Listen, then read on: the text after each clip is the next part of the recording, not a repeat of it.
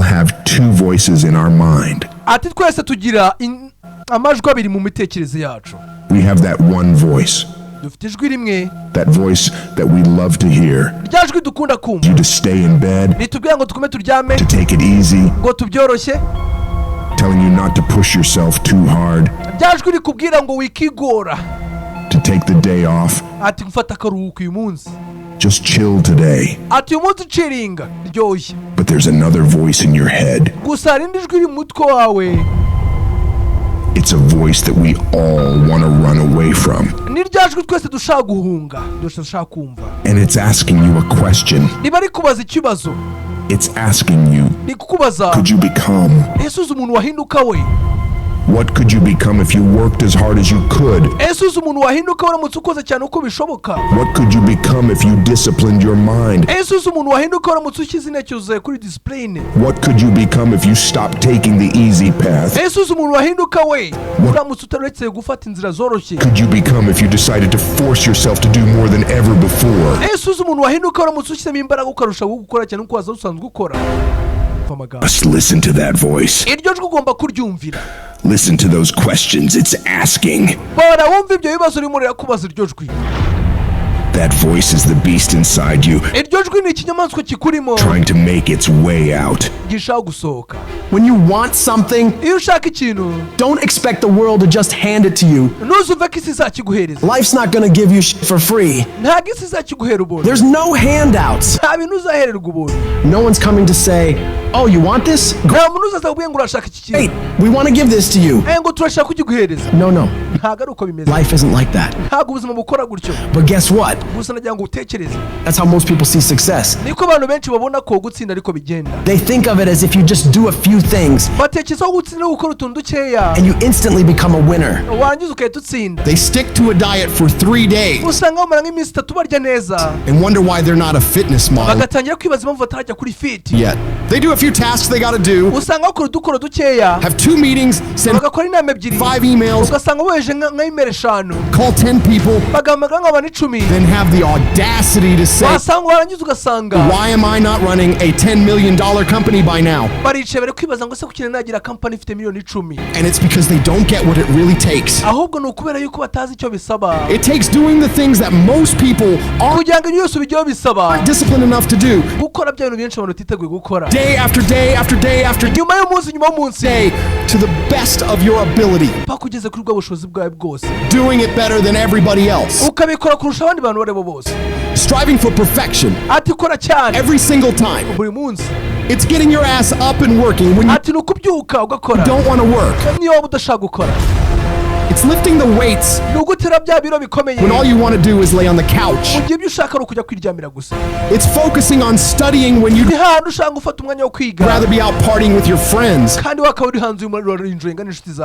And you might hate doing it. It might be the last thing in the world you want to be doing right now. But you've got to do it like you love it. That is what discipline is. Don't allow your feelings to take control of your life. You're the one in charge. At some point, you gotta get fucking tired of losing. And you gotta fucking play angry. You gotta get to the point where you can't relate to lazy people.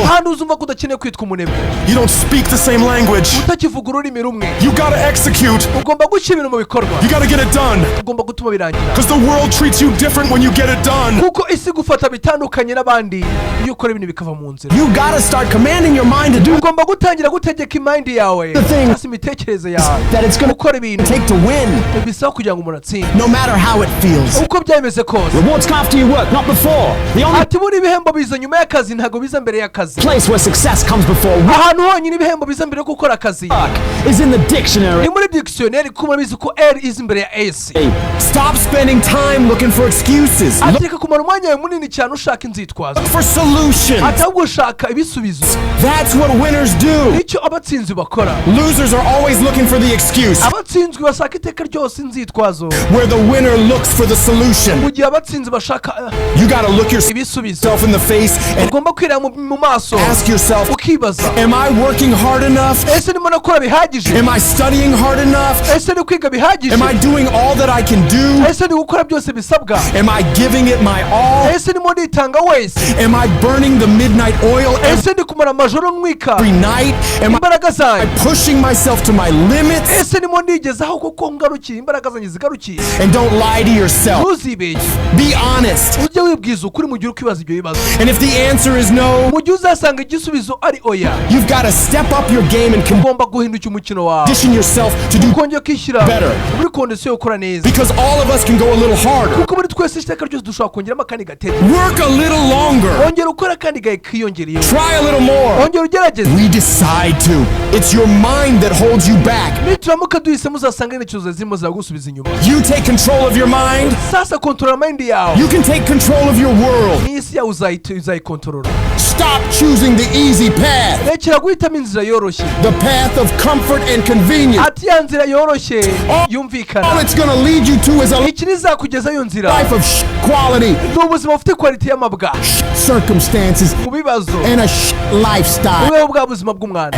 Choose the hard path. hitamo inzira ikomeye. The path of discipline. ya nzira ifite discipline. The path of hard work. inzira yo gukora cyane. The path of consistency. inzira yo guhozaho.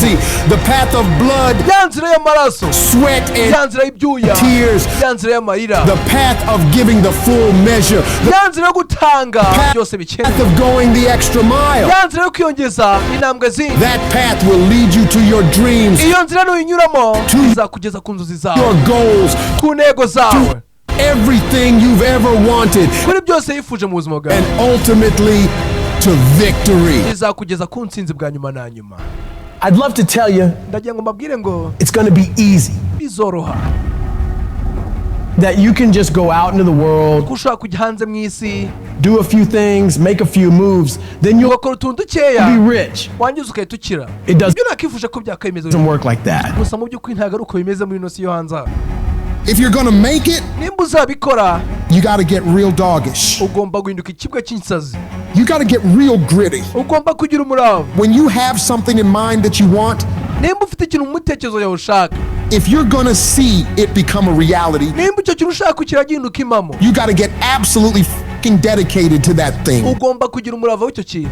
It's gotta become your new fucking lifestyle. ugomba kubihindura n'imibereho y'ubuzima bwawe bwa buri munsi. You got to commit your very being to that thing. ugomba gushyira intekerezo zawe za mbere kuri icyo kintu. You got to eat it, you got ugomba to kukirya, breathe it, ugomba kugihumeka, you got to sleep it, ugomba kukiryama. you've got to want that thing so bad icyo kintu ugomba kuba ugishaka cyane that all the people around you think ku buryo abantu bose bakuri iruhande batekereza ngo you're insane. uri umusazi man. You got to want it more ugomba kugishaka cyane than you want to party. birenze uko ushaka kujya mu birori. You got to want it more ugomba icyo kintu kuba ugishaka cyane than you want to rest. birenze uko ushaka kuruhuka.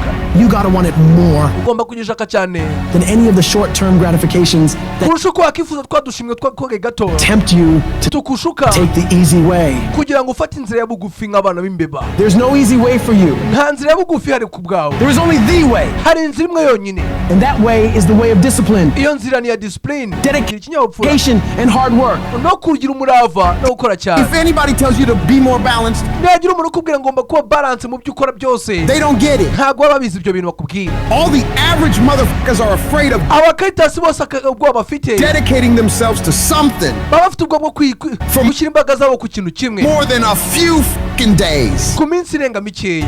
You gotta allow yourself to be unbalanced ugomba kwiyemerera ubwawe ko utari balance for days, cyangwa se gukora cyane kurusha uko uryama, months, years, ukamara imyaka n'amezi however much ubikora time you need kugeza igihe cyose ukeneye kugira ngo ubikore, in order to build that life, kugira ngo ubuzima ubashe kubwubaka that dream, cyangwa se izo nzozi thing you want so bad. ubwo cya kintu ushaka. The average motherfuckers will wish abakaritasi benshi cyane for it. They'll usanga babyifuza, hope for it. ugumva bafite n'icyizere cyabyo, they'll talk about it, ukumva banabivuga, but you'll be the one who gets up and works for it. Ugenda kugira ngo ubwire ngo ari wowe uzaba wa muntu uzahaguruka kugira ngo abikorere ibyo bintu, aho kugira ngo wicare bitekerezo urabirota.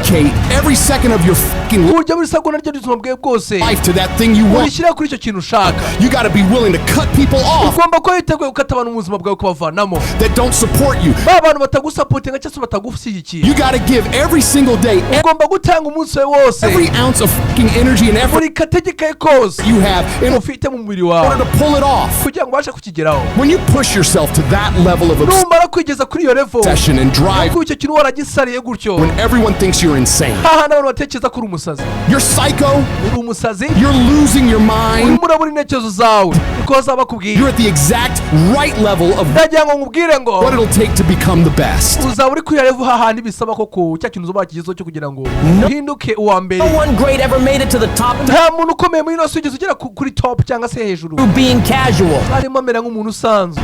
You have to force your body and ugomba gushyira umubiri wawe n'imitekerereze yawe operate on such a high level that others kugira ngo bikore kuri level yo hejuru are scared to reach for. Ya level abandi bafite ubwoba ko bakoreraho. So you got to make the decision. Sasa ugomba gukora rero. Are you willing to do the things required uri ready yo kubakora byose bikenewe to go to that level kugira ngo ugere kuri iyo level?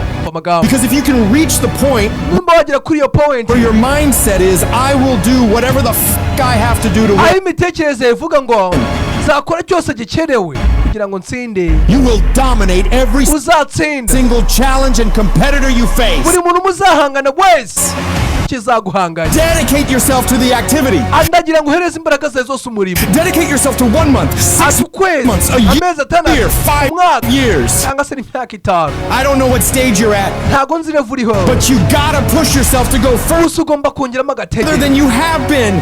Kurusha uko usanzwe ubikora. You have more in you. Ufite byinshi muri wowe. The difference between the average guy and itandukaniro hagati y'umuntu usanzwe the winner on top n'umuntu utsinda akagera hejuru is the average guy does what he knows he's supposed to do. Abazi ibyo agomba gukora. What he knows is good for him. Agakora bya bintu yumva ko ari byiza kuri we. But falls off the plan after gusa iyo mupangu munaniye. Few days. Nyuma y'iminsi mike. Few weeks. Cyase nyuma y'ibyumweru. Few months. Cyase nyuma y'amezi. Few years. Cyase nyuma y'imyaka mike.